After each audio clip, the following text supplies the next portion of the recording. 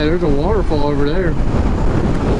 I found out that the pictures of stuff around here don't do justice because it's usually twice as big.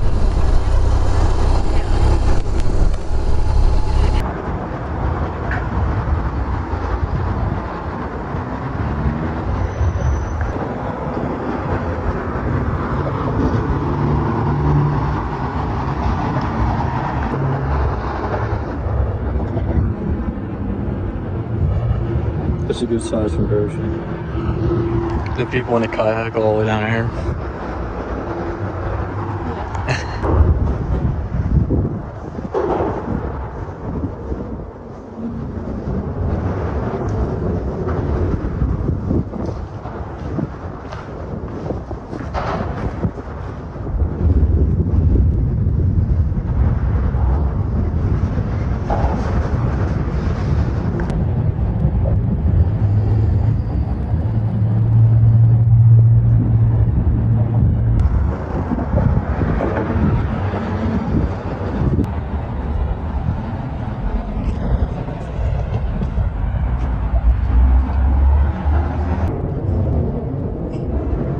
That's it.